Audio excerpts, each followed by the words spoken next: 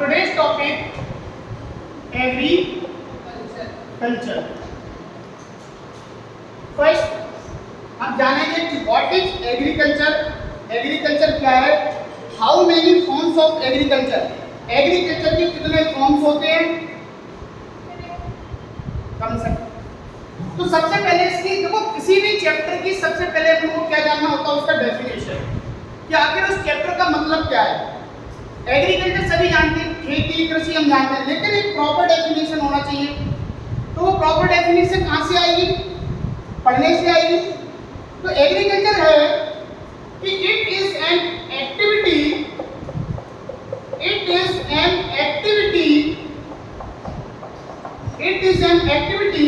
Activity है which produce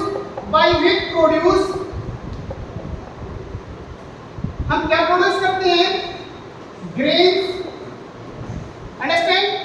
क्या produce करते हैं? ग्रेन्स का मतलब होता है अनाज, लाइक व्हीट, बाजरा, राइस, मिलेट्स एटसेट्रा. लेकिन ये प्रॉपर डेफिनेशन अभी नहीं हुई कि agriculture is an activity which produce grains but also provide raw materials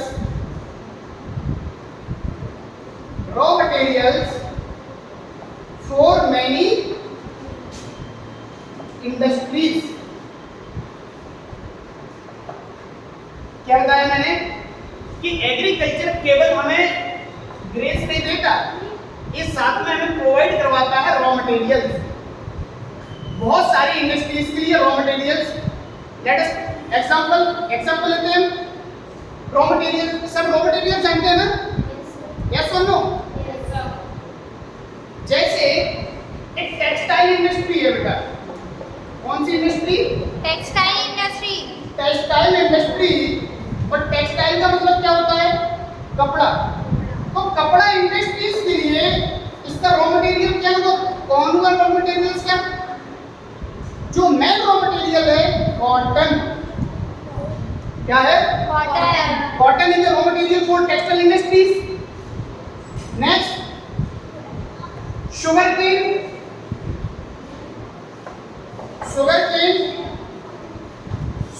is raw material for sugar industry. Jaggery industry. हम शुगर केन से क्या बनाते हैं? चीनी बनाते हैं और गुड़ बनाते हैं. तो गुड़ की इंडस्ट्रीज के लिए, जो छोटे छोटे फैक्ट्रीज के लिए शुगर केन भी क्या हो गया? रॉ मटेरियल हो गया. Now the third raw material से एक और बात करें, रबर. पता है ना आपको, रबर की भी फार्मिंग होती है. तो रबर हमें कहां से मिलेगा? वो भी फार्मिंग से मिलेगा, कृषि से मिलेगा, एग्रीकल्चर से मिलेगा. तो rubber is also raw material for tyre industries. Tyre industries के लिए रबर भी क्या हो गया? एक रॉ मटेरियल हुआ. तो एक डेफिनेशन क्या बनी कि agriculture is an activity which produce grain as well as raw material for many industry. ये हमें अनाज को देता ही है. एग्रीकल्चर से हम अनाज को पाते ही हैं. गेहूं हो गया, राइस हो गया, मिलेट्स हो गया, पीस हो गया, ग्राम हो गया, एटसेट्रा. बहुत सारा अनाज मिलता है. But it also provide raw materials for many industry. बहुत सारे उद्योगों के लिए, बहुत सारे फैक्ट्रियों के लिए ये हमें साथ में क्या देता है? रॉ मटेरियल प्रोवाइड करवाता है. जैसे मैंने टेक्सटाइल इंडस्ट्री, कपड़ा उद्योग के लिए बताया मैंने कि कपड़े का व्यापार, कपड़ा का फैक्ट्री होती है तो उसके लिए कॉटन. मैंने बताया शुगर केन, शुगर इंडस्ट्रीज के लिए, टायर इंडस्ट्रीज के लिए रबड़ हो गया. There are so many examples. अब आते हैं कि यू नो इंडियाज 2/3 पॉपुलेशन. क्या बताया मैंने? India's 2/3 population. 2/3 का मतलब होता है, 2/3 मींस लगभग 66 और 67% पीपल. 66 और 67% जो पॉपुलेशन है इंडिया की पॉपुलेशन ये कहां पर इंगेज है? सी एग्रीकल्चर में. कहां पर इंगेज है? एग्रीकल्चर. इंडिया में लगभग 70% या 65 से 70% लोग किसमें इंगेज है? एग्रीकल्चर. और इंडिया ऐसा एग्रीकल्चरली इंपॉर्टेंट कंट्री, एक भारत एक कृषि प्रधान देश है. भारत में मोस्टली लोग क्या करते हैं, खेती करते हैं, कृषि करते हैं। ये डेफिनेशन बता दी। और वर्ल्ड की कितनी population, approx 50% of world population are engaged in agriculture. यहाँ तक क्लियर है, समझ में आई सभी को? Yes, sir. Any doubt? No, sir. Any doubt? No, sir. समझ में आ गई? मैं टोटल लिखवा दूंगा, ठीक है ना? अब क्या आगे?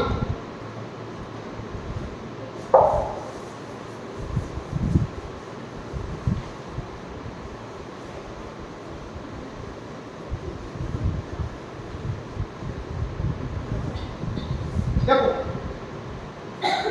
देना मेरे को।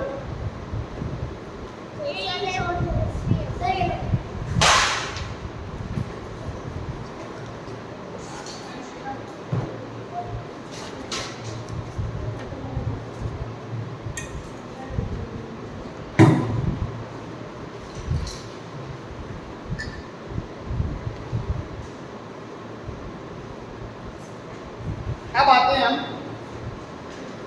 Forms of agriculture.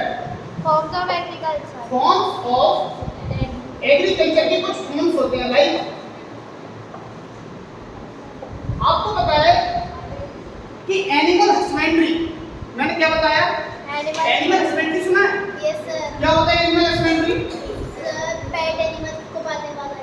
यस, जो हम एनिमल्स को पालते हैं, जैसे गाय, भैंस, बकरी, गॉड, शीप, इन सबको रियरिंग करना, पालना, चराना, ये सब किसमें आता बेटा? एनिमल हस्बेंड्री में। You know animal husbandry is also a part of agriculture.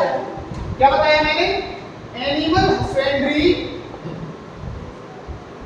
पशुपालन is also a part of agriculture. क्यों है?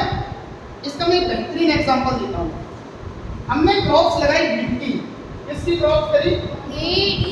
ये व्हीट हो गया, सॉरी ये व्हीट हो गया। हमने सबसे पहले सो किया, सो के बाद में थोड़ी टाइम बाद क्या हुई, हार्वेस्ट करके हमारे पास आ जाता है। हार्वेस्ट करके हमारे पास आ जाता है, हमारे पास क्या आता है? ग्रेन आता है। क्या आता है बेटा? एक प्लांट से हमारे पास क्या आता है बेटा? ग्रेन आता है।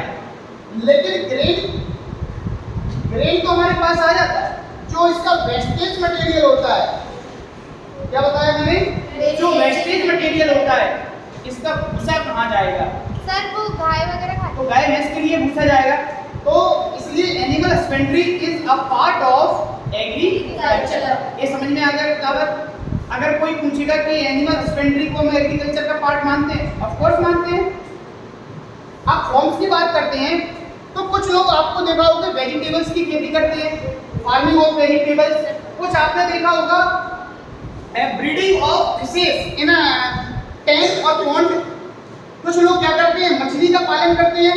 तो सर वो किस में आएगा? वो भी एक एग्रीकल्चर का पार्ट है। वो भी एक एग्रीकल्चर का क्या है? पार्ट है। और कैसे सर? जैसे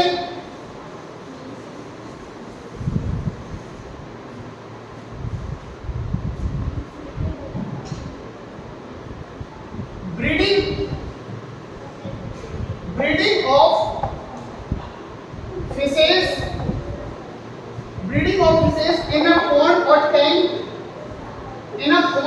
टैंक, मछलियों का किसी टैंक में या किसी पॉन्ड में अगर हम उनका ब्रीडिंग करते हैं, उसका पालन करते हैं, उस फार्मिंग को कहते हैं, या उस एग्रीकल्चर, उस फॉर्म्स को क्या कहते हैं हम? फिशीकल्चर। क्या बोलते हैं? फिशीकल्चर। ये वन वर्ड में आ जाता है बेटा। कभी क्या बोला मैंने? कि हम मछली पालन को क्या बोलते हैं? फिशीकल्चर। क्या बोलेंगे? सेकंड, आपने देखा होगा सिल्क वॉर्म, सिल्क के कपड़े आते हैं ना, तो सिल्क का जो कीड़ा होता है, इसको हम पहले कुकून बोलते हैं। क्या बोलेंगे? कुकून। इसको भी लोग रियर्ड करते हैं, मतलब इसको भी लोग पालते हैं। तो इस प्रकार की है, तो पार्ट खेती का ही, यस और नो? तो इस जो सिल्क वॉर्म की खेती होती है, सॉरी कुकून की खेती है, जो सिल्क की खेती करते हैं, सिल्क के कीड़े को पालते हैं, उसको कहते हैं हम क्या? सेरीकल्चर। क्या बोलेंगे? Sericulture, farming of grapes. क्या बोला मैंने? Farming of grapes. ग्रेप्स का मतलब क्या होता है? अंगूर। अंगूर की खेती को क्या बोलते हैं? Farming of grapes. विटीकल्चर। क्या बोलेंगे? Viticulture. Breeding of fishes. Fishes की खेती, फिशेस की ब्रीडिंग को क्या कहेंगे? फिशिकल्चर। शिल्प, sericulture, farming of grapes, viticulture और नेक्स्ट और बताऊं? वेजिटेबल्स। फार्मिंग ऑफ वेजिटेबल्स या ग्रोइंग ऑफ वेजिटेबल्स, फ्रूट्स। जो फ्रूट्स और वेजिटेबल्स की फार्मिंग करते हैं उसको एक वर्ड में यूज करते हैं, वो भी एक फॉर्म है एग्रीकल्चर का, जिसको बोलते हैं हम horticulture. Any doubt? Any doubt? मैं अगर क्वेश्चन पूछूंगा कि farming of vegetables and fruits is known as horticulture. क्या कहते हैं? Farming of grapes is known as viticulture.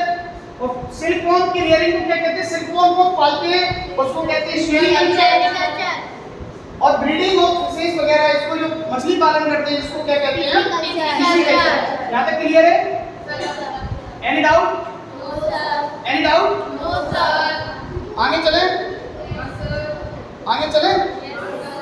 चलो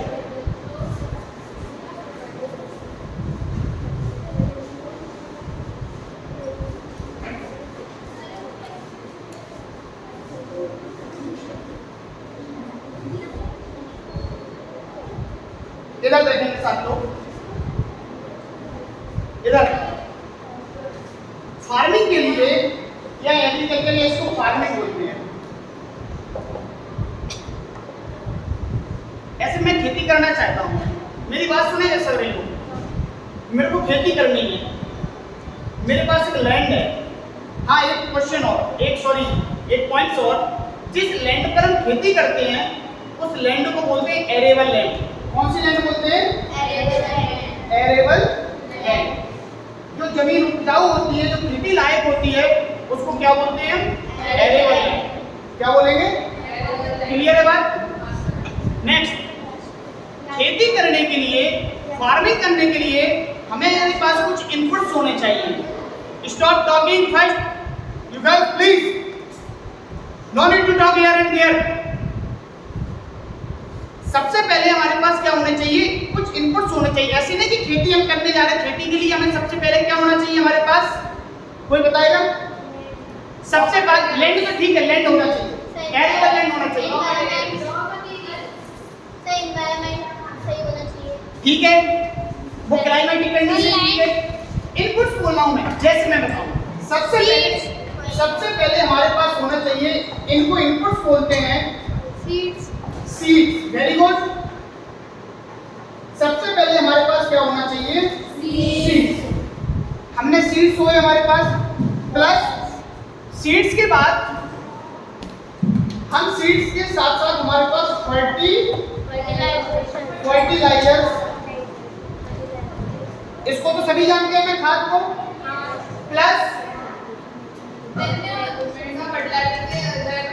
मैन्योर का यूज कर सकते हैं, फर्टिलाइजर्स और मैन्योर। हम ये इनपुट डाल रहे हैं, इनपुट का मतलब कुछ लगा रहे हैं, तो हमारे पास सीड होना चाहिए, फर्टिलाइजर से मैन्योर होना चाहिए। थर्ड, क्या बेटा ऐसे लग जाते हैं या ऐसी फिसल कट जाती है? साथ में क्या? मशीनरी। क्या होना चाहिए? मशीनरी। हमारे पास वो टूल्स होने चाहिए, वो इक्विपमेंट्स होने चाहिए, प्लस और क्या? पानी तो लगता है बहुत। और इसके अलावा और एक चीज और बताओ। पानी तो बहुत लगता है वैसे। प्लस क्या? अरे सनलाइट को इनपुट को तो ठीक है, वो फिजिकल फैक्टर्स हैं। सनलाइट, रेन, वो फिजिकल फैक्टर्स हैं, ये तो हमें देना है, ये मेरे इनपुट्स हैं। सर खाद तो ये निकालना फर्टिलाइजर। वाटर, अरे वाटर भी एक अलग ऑपरेशन में आएगा, वो भी फिजिकल फैक्टर्स है। Water, climate, labour. हाँ क्या? लेबर। काम करने के लिए किसकी जरूरत पड़ती है? लेबर। तो ये तो इनपुट हमें डालने होते हैं। Stop talking Sonali please. इसके अलावा क्या ये चीज हमारे पास हो हम खेती कर सकते हैं? पॉसिबल है? ये तो इनपुट्स हैं, कुछ और इनके साथ साथ ऑपरेशंस भी चलते हैं, कुछ और भी प्रोसेस चलती है। जैसे फर्स्ट है प्लाउइंग। हम क्या करते हैं? सबसे पहले फील्ड को प्लाउ करते हैं। सेकंड हम सीड्स को क्या करेंगे? सोइंग, बुआई करते हैं। सोइंग के बाद क्या होंगे? पानी देना होगा ना,